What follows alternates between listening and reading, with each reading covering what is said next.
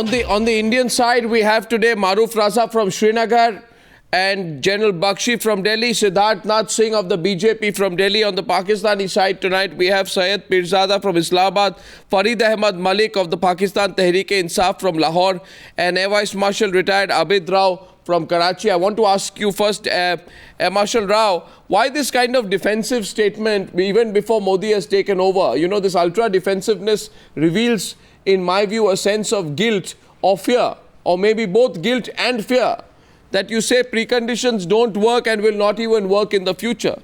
That means basically you are saying we want to continue this acts of terrorism which we have done for a long time, and we'll continue to be a terrorist nation. But why reveal so much guilt and nervousness even before the Modi government takes over formally? It's still 4 days for him to be sworn in. It's very unfortunate, Arnab, that you take these statements as defensive or full of guilt and all that.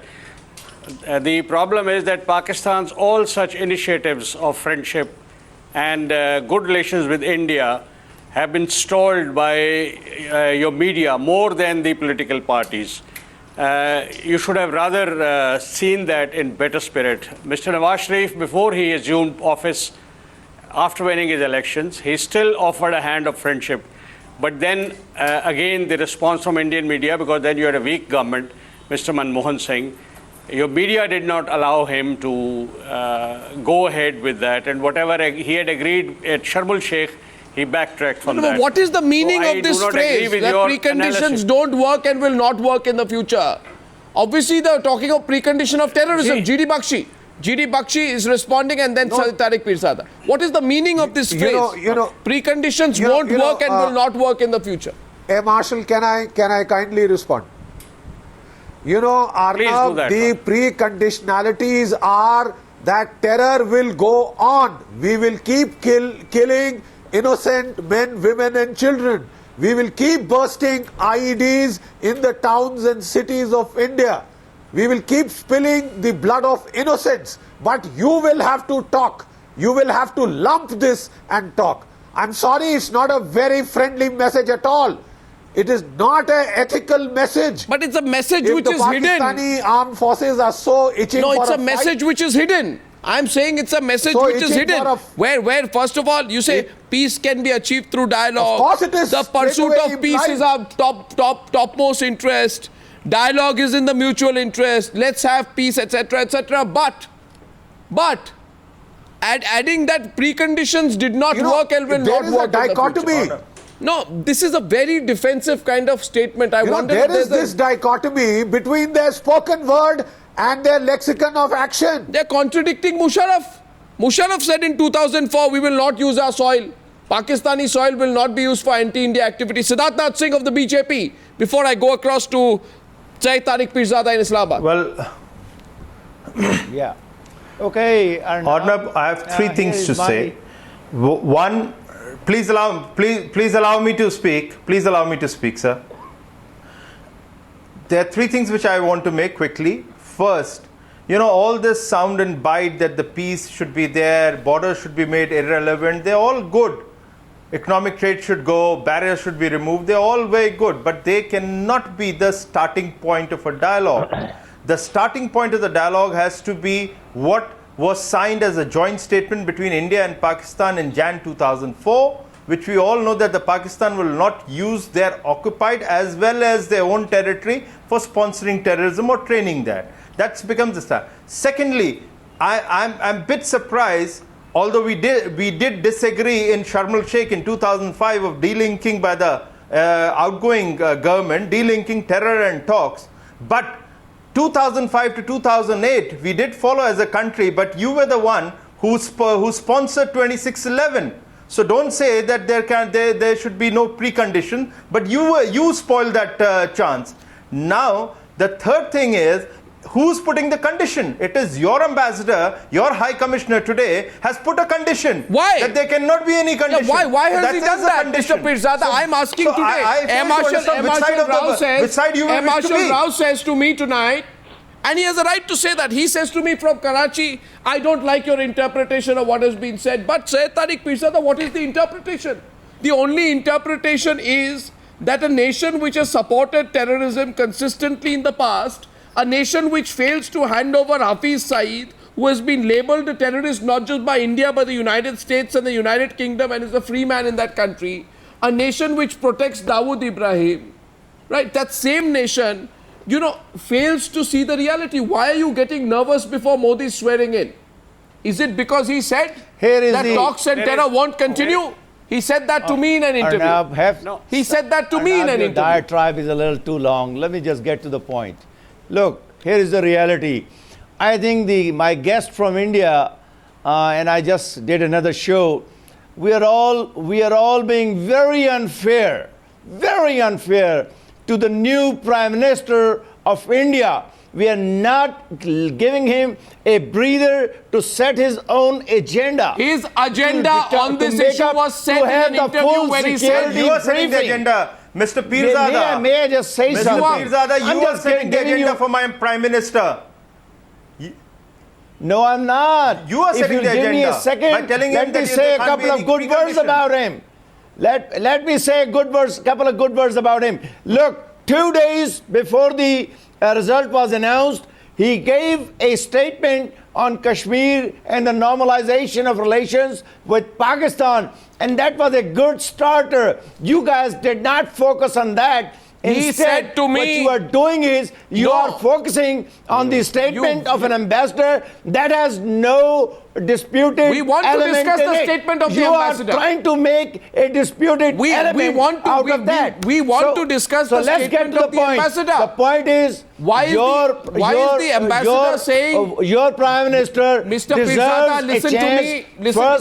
You tell me, Mr. Pirzada, why is the ambassador saying preconditions will not work in the future? You tell me. Why is he saying preconditions? Preconditions about what? Let me remind you. Preconditions about what? Let me remind you. This is a direct quote from the Indian authorities that they have been of the statement that they have been making in the last 40 years. Preconditions about what? Preconditions from Pakistan. Let Dr. Farid Ahmad. No, preconditions about what? Let's set the agenda. Preconditions about this what? Is what he said. I am asking making today. An issue out of that. Preconditions about what? Preconditions mean Pakistan what is did he say? He did not say there is a condition or precondition. He said no precondition. Let's start the negotiation process with an open mind.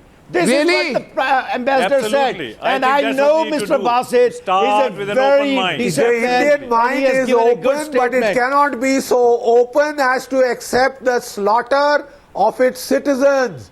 We have an open mind, but it is not that open that you accept the killing a of line innocent of virulence. Pakistan is a target of virulence for the new Prime Minister. Syed, you are setting his agenda on the Times now. No, this is something, by the way.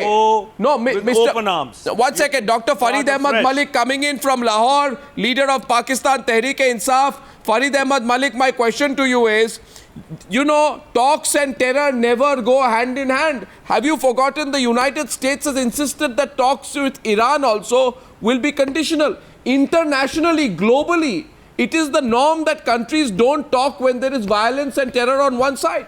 Why should India be an exception? You have to understand, Pakistan is a victim of terrorism itself. And I totally agree with my friends in Islamabad and Karachi that we welcome Modi's statements. I think there has been misrepresentation of what he has said. And if he is a follower of Vajpayee, I think we will move in the right direction. And we should make a fresh start. Why preconditions? There are no preconditions. Mr. Modi has not said one word.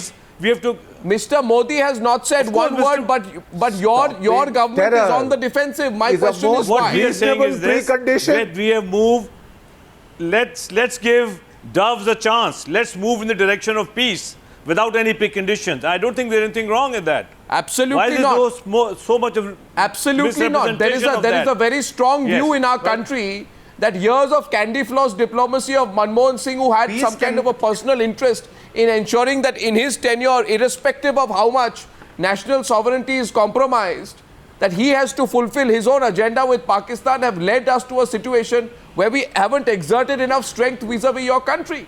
And that today the time has come to tell Pakistan you can't have talks if terror continues. You can't have talks if you continue to have terror strikes on India. Maruf Raza.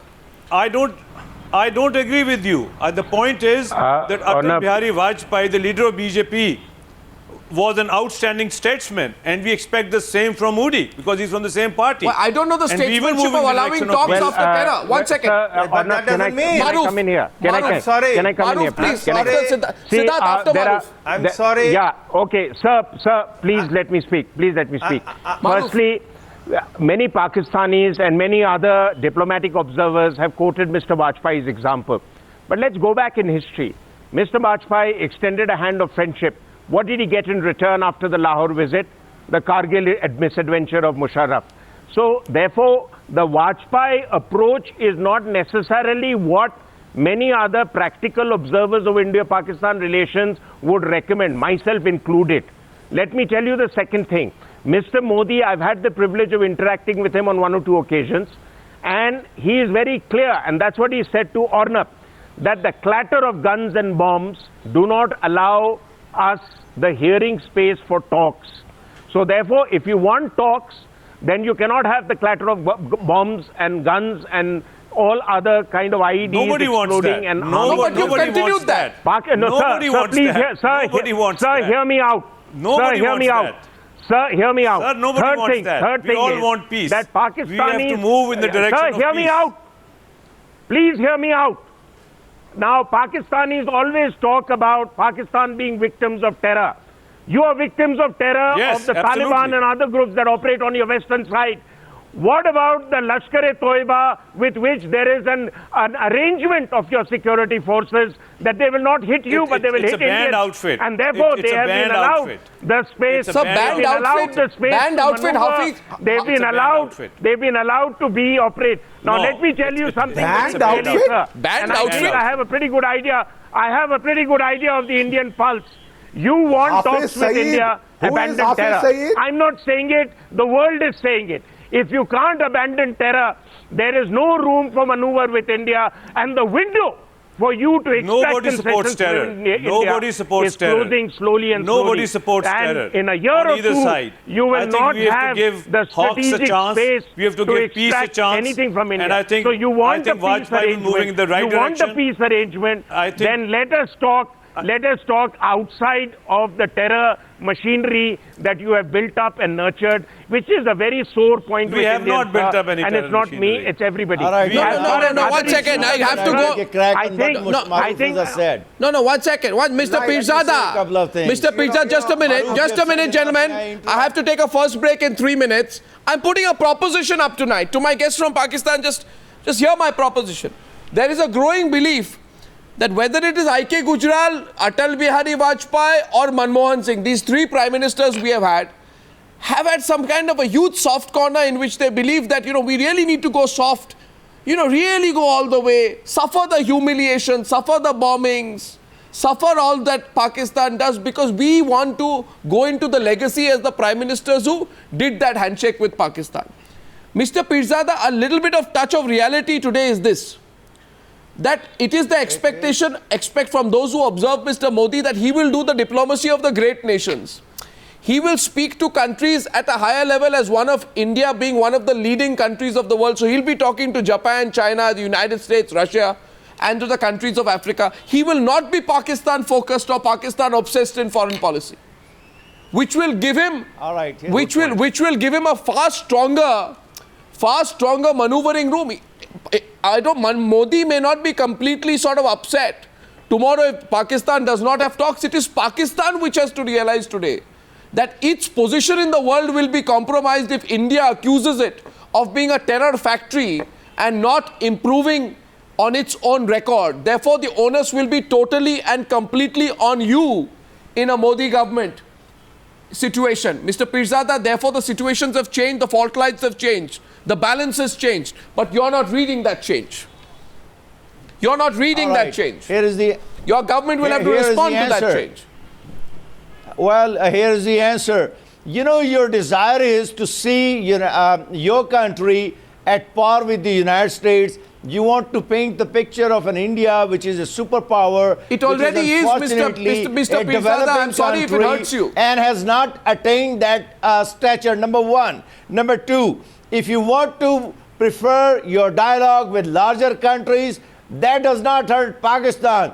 Your problems with Pakistan on Kashmir, Siachen, Sir Creek will have to be dealt with today or tomorrow. The whole world does business with India, Mr. Pirzada. The global realities have changed. Well, let me remind you this why. kind of blackmail does not work. Pirzada, we can live with it. Look, your Mr. problem Pirzada, is we will that live with you it. are trying to And we set can an live with agenda for a new innocent prime minister. And you are trying to tell him that, Absolutely look, this is not. We have a the media's representative agenda. of the BJP This who is can Times correct Now you because there are no agenda. two Follow views that on or Mr. will be a problem for you. Mr. This is a threat to No, your one new second. government. Can I come in? You are One minute. No, I think we'll let Siddharth your Nath Singh come democracy in. into No. a media-run democracy. No, I'm very sorry. I let Siddharth come in because I think there are no Mr. two Pirzada, ambiguities on Mr. there is no Modi's views on media-run strategic democracy. affairs. Yes, please. And especially Pakistan. Mr. Pirzada, let me make it very clear. In Mr. Modi or any BJP leader would love to have peace around in the subcontinent because it is good for the nation and good for everybody.